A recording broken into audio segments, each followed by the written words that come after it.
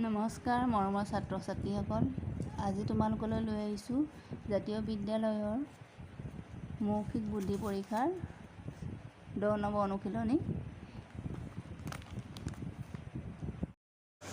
পলম নকৰি আৰম্ভ কৰোঁ অনুশীলনীটো। প্ৰথমতে চোৱা তোমালোকে ক্ৰমিক সংখ্যা বা স্বাভাৱিক সংখ্যানো কি হয়। গণনা কৰিবৰ কাৰণে আমি 1ৰ পৰা আৰম্ভ কৰি 10, শ, হাজাৰ যিমানবোৰ সংখ্যা আছে সকলো সংখ্যাকে স্বাভাৱিক সংখ্যা বুলি জনা। শূন্যটো স্বাভাৱিক সংখ্যা নহয়। শূন্যটো কি সংখ্যা তোমালোকে মোক কমেণ্ট কৰি জনাবাচোন। পলম নকৰি আৰম্ভ কৰিছোঁ অনুশীলনীটো। এতিয়া 1ৰ পৰা আমি 7লৈকে সংখ্যাখিনি পাতি ল'ম ক্ৰমান্বয়ে।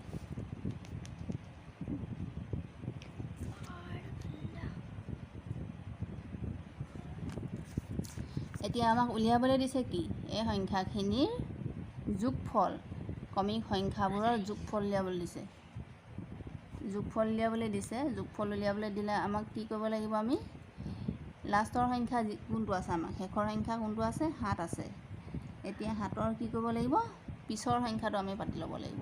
7ৰ পিছৰ সংখ্যা কি হ'ব, 8, হয় ন। গতিকে আমি কি কৰিব লাগিব, শেষৰ যোনটো সংখ্যা আছিলে 7, 7টো আমি দুভাগ কৰিব নোৱাৰোঁ, সমানে দুভাগ কৰিব নোৱাৰোঁ, কাৰণ সি অযুগ্ম সংখ্যা, হয় নহয়। ইয়াক আমি সমানে দুভাগ কৰিব নোৱাৰোঁ।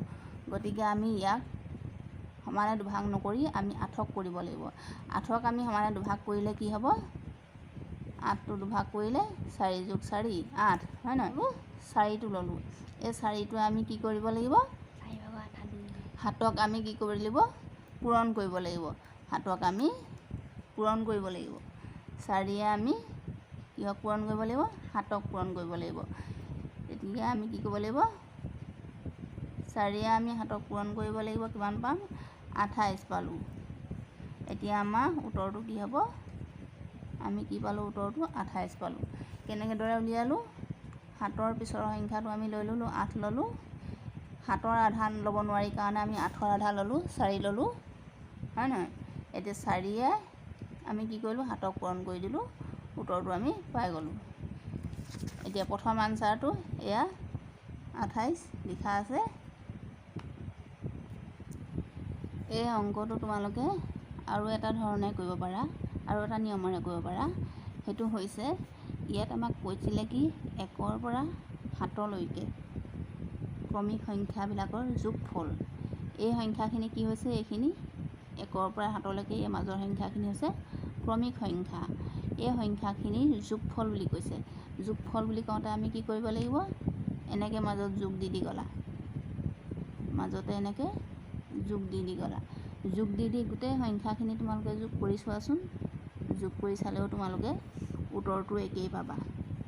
2 × 1 = 3, 3 × 3 = 6, 6 × 4 = 10, 10 × 5 = 15 পালা। 15 × 6 কিমান পালা, 15 × 6 = 21 পালা। আকৌ 21 × 7 কিমান পালা, 28 পালা। 28 পালা তোমালোকে। যোগফল বুলি কৈছে যিহেতু গোটেই সংখ্যাখিনি, আমি এনে গোটেই সংখ্যাখিনি যোগ কৰি দিলেও 28 পাম। যদি তোমালোকে এই নিয়মটো যদি অকণমান অসুবিধা পাইছা, 7ৰ পিছত 8 পাতি পেলাই আকৌ 8ৰ আধা ল'ব লাগিব।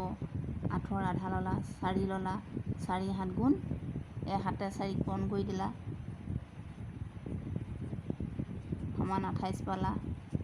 এইটো নিয়মতো কৰিব পাৰিবা। এইটো হৈছে পূৰণ নিয়ম, আৰু এনেকৈ তুমি এইটো যোগ নিয়ম, হয় নহয়। এইটো হৈছে যোগ নিয়ম, আৰু এনেকৈ ইয়াত পিছৰ সংখ্যাটো পাতি পেলাই তোমালোকে আধা কৰি লোৱা নিয়মটো হৈছে পূৰণৰ নিয়ম। এতিয়া তোমালোকে যোনটো নিয়ম সহজ বুলি ভাবা, সেই নিয়মটোকে তোমালোকে বুজি ল'বা। সেই নিয়মটোকে তোমালোকে বুজি অংকখিনি কৰি যাবা। যোনটো নিয়ম সহজ বুলি ভাবা সেই নিয়মমতে তোমালোকে কৰি যাবা। এইটো হৈছে, এই নিয়মটো হৈছে পূৰণৰ নিয়ম। এইটো হৈছে পূৰণৰ নিয়ম, হয় নহয়। এইটো হৈছে পূৰণৰ নিয়ম, আৰু এইটো হৈছে যোগৰ নিয়ম। এই যোগফলৰ মতে কৰা নে পূৰণ ফলৰ মতে কৰা, সেইটো তোমালোকে নিজে যেনেদৰে বুজিবা তেনেদৰে কৰি যাবা। তো আমি কৰিম তেনেদৰে। নেক্সটটো দিয়া আছে 1ৰ পৰা 12লৈকে। 1ৰ পৰা 12লৈকে ক্ৰমিক সংখ্যাবোৰৰ যোগফল দিয়া আছে, হয় নহয়। 1ৰ পৰা 12লৈকে দিয়া আছে। ইয়াতো আমি তেনেদৰে পাতিব লাগিব। এইখিনি তোমালোকে সংখ্যাখিনি এই দুটা কুৱেশ্যনত তোমালোকে নাপাতিলেও হ'ব। মাজৰ সংখ্যাখিনি, এই মাজৰ যোনখিনি সংখ্যা আছে এই সংখ্যাখিনি তোমালোকে এই 1 আৰু 2 কুৱেশ্যনটোত নাপাতিলেও হ'ব, কাৰণ ইয়াত তোমালোকক অকল উত্তৰটো পাতিবলৈ দিয়া আছে। উত্তৰটো পাতি দিলেই হ'ব। তোমালোকক মই বুজিবৰ কাৰণে কুৱেশ্যনটো বহলাই শিকাই দিলোঁ। এতিয়া নেক্সটটো তোমালোকে 1 পৰা 12লৈকে, 1 পৰা 12লৈকে 2 নম্বৰটো দিয়া আছে। 1 পৰা 12লৈকে দিয়া আছে। 12লৈকে যোগফলটো আমি লিখিব লাগে। যোগফলটো আমি কিমান পাম? 1 পৰা 12লৈকে। এতিয়া 12ৰ পিছৰ সংখ্যাটো আমি ল'ব লাগিব। 12ৰ পিছৰ সংখ্যাটো কি হ'ব? 12ৰ পিছৰ সংখ্যাটো 13। এতিয়া আমি এই দুটা সংখ্যাৰ ভিতৰত কোনটো যুগ্ম সংখ্যা? 12টো। 12টো যুগ্ম সংখ্যা। 12টো যুগ্ম সংখ্যা, হয় নহয়? 12টো যুগ্ম সংখ্যা। এই 12টোক আমি 12ৰ আধা ল'ব লাগিব। 13টো অযুগ্ম সংখ্যা, গতিকে ইয়াৰ আধা আমি ল'ব নোৱাৰোঁ। গতিকে 12ৰ আমি আধা ল'ম 6। ইয়াত মানে কি, যোনটো সংখ্যাৰ তোমালোকে যুগ্ম পোৱা, যোনটো ভাগ কৰিব পাৰি, সেই সংখ্যাটোৰ পৰা আধা ল'লেই হৈ যাব। এতিয়া ইয়াক এইটো যুগ্ম সংখ্যা, গতিকে ইয়াৰ পৰা আমি 6 ল'লোঁ, আধা ল'লোঁ। আৰু 6 আমি কি কৰিব লাগিব? এই 13টো, ইয়াত যোনটো সংখ্যা আছে 6 13 পূৰণ কৰি দিব লাগিব। 6 13 পূৰণ কৰি আমি কিমান পালোঁ? এনেকৈ তোমালোকে ছাইডত পূৰণ কৰি ল'বা। আমি উত্তৰটো কিমান পালোঁ? 78। এনেকৈ তোমালোকে উত্তৰটো ইয়াত পাতি দিবা, 78। এইটো দেখিলা নহয়? এইটো কেনেদৰে কৰিলোঁ? এই দুটা অংকৰ পৰা নিশ্চয় তোমালোকে বুজিব পাৰিলা। এতিয়া তোমালোকে 3 নম্বৰটো কৰা আছে। 3 নম্বৰটো 17লৈকে দিয়া আছে। 17লৈকে দিয়া আছে। এই যি খালী ঠাই দিয়া আছে, এই খালী ঠাইডোখৰত তোমালোকে ক্ৰমিক সংখ্যাবোৰ পাতিব লাগিব। ইয়াত ক্ৰমিক সংখ্যাবিলাক পাতিব লাগিব। ক্ৰমিক সংখ্যাবিলাক যোগ চিন দি 16লৈকে পাতিব লাগিব। 17লৈকে দিয়া আছে যিহেতু 16লৈকে যোগ চিন দি ইয়াত ক্ৰমিক সংখ্যাবিলাক 3 যোগ 4 এনেকৈ 16লৈকে ক্ৰমান্বয়ে কাটি যাব লাগিব। আৰু লাষ্টত আমি 17 দিয়া আছে। 17ৰ পিছৰ সংখ্যাটো কি? 17ৰ পিছৰ সংখ্যা 18। 17ৰ পিছৰ সংখ্যাটো 18। এতিয়া 17 আৰু 18ৰ ভিতৰত কোনটো যুগ্ম সংখ্যা? 18টো যুগ্ম সংখ্যা। গতিকে 18 আমি আধা ল'ম, কি ল'ম? 9 পাম। 18ৰ আধা 9 হ'ব। এতিয়া 9য়ে 17ক পূৰণ কৰি দিব লাগিব। 17 পূৰণ 9। এতিয়া আমি খালী ঠাইডোখৰত কি পাম? খালী ঠাইত 9য়ে 17ক তোমালোকে পূৰণ কৰি দিবা। 9য়ে 17ক পূৰণ কৰা, এইফালে 53 বহাম। ইয়াৰ উত্তৰটো 153। 4 নম্বৰটো চোৱা তোমালোকে। 4 নম্বৰটো কি দিয়া আছে? 1ৰ পৰা 20ৰ ভিতৰত দিয়া আছে। এই খালী ঠাইত তোমালোকে ক্ৰমিক সংখ্যাও পাতি যাবা। 2 পিছত 3 4 5 6 এনেকৈ 19লৈকে পাতি ল'বা। 19লৈকে পাতি লৈ এই গোটেই সংখ্যাখিনি তোমালোকে যোগ কৰি দিলেও উত্তৰটো পাই যাবা, একে উত্তৰ। নহ'লে 20ৰ পিছত আমি সংখ্যাটো ল'ম। 20ৰ পিছত কি আছে? 21। 20ৰ পিছৰ সংখ্যা 21।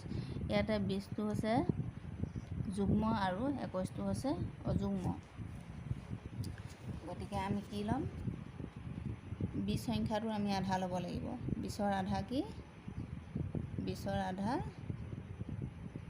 10, হয় নহয়?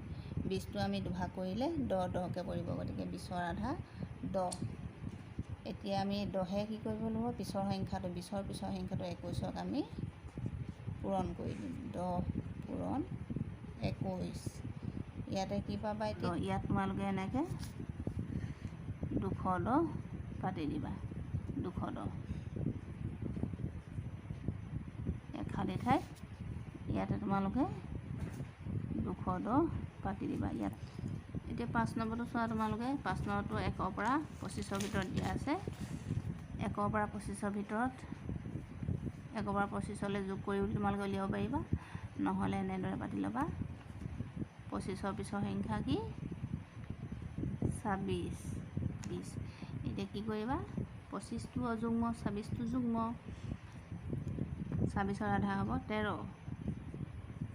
13টো ল'লা, 26ৰ আধা 13, 13ৰ লগত কি কৰিবা, এই যোনটো সংখ্যা আছে এইটোক তোমালোকে পূৰণ কৰি দিবা। পূৰণ কৰি কিমান পাবা, উত্তৰটো উলিয়াবা, উলিয়াই ইয়াত বহাই দিবা। 13, 25 পূৰণ কৰা, কিমান পালোঁ আমি উত্তৰটো 315। ইয়াতে 315 এনেকৈ পাতি দিবা। নেক্সট আহিছে 6 নম্বৰটো।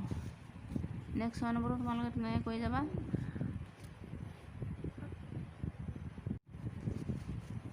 ইয়াতো তেনেকৈ কৰি যাবা। ইয়াত এতিয়া চোৱা তোমালোকে, ইয়াত দিয়া আছে 1ৰ পৰা 13লৈকে 6 নম্বৰটো, 1ৰ পৰা 13ৰ ভিতৰত দিয়া আছে। ইয়াত তেনেকৈ 13ৰ পিছত কি 14, 13ৰ পিছৰ সংখ্যা 14, এনেকৈ পাতি ল'লা। 13ৰ পিছত 14, তাৰপাছত কি কৰিব, ইয়াৰে কোনটো যুগ্ম, 14টো যুগ্ম।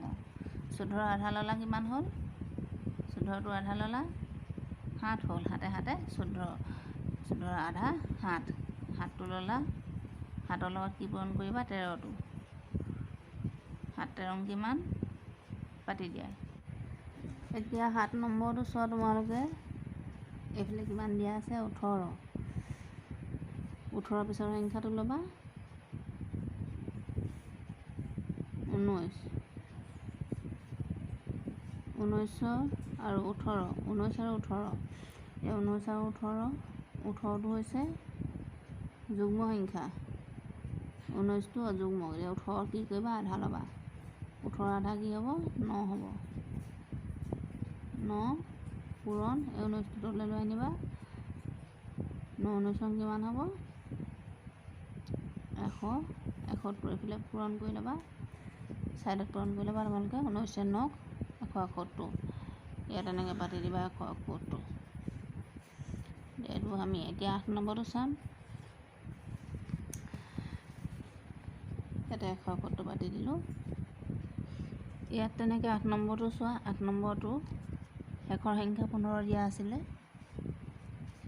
শেষৰ সংখ্যা 15 দিয়া আছিলে।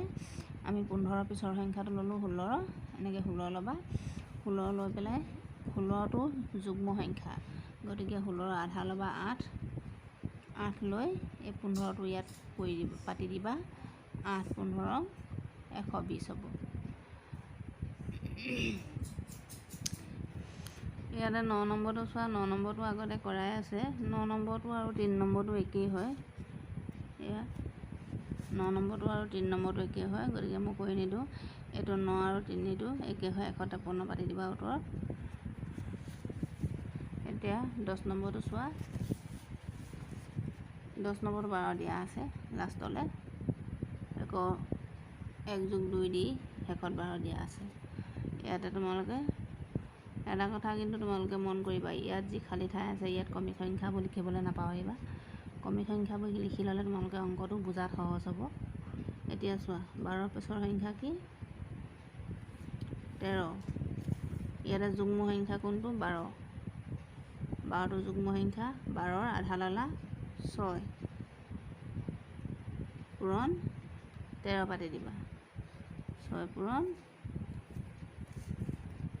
13, এতিয়া 6 13 কিমান 70, 6 13 78, ইয়াতে 78 পাতি দিবা। মোৰ ছাত্ৰ ছাত্ৰীসকল, আশা কৰিছোঁ তোমালোকে বুজি পালা নিশ্চয়। বুজি পালা যদি ভিডিঅ'টোত লাইক এটা কৰিবলৈ নাপাহৰিবা। আজিলৈ আহিছোঁ তেন্তে, আকৌ পুনৰ লগ পাম নতুন এটি ভিডিঅ' লৈ।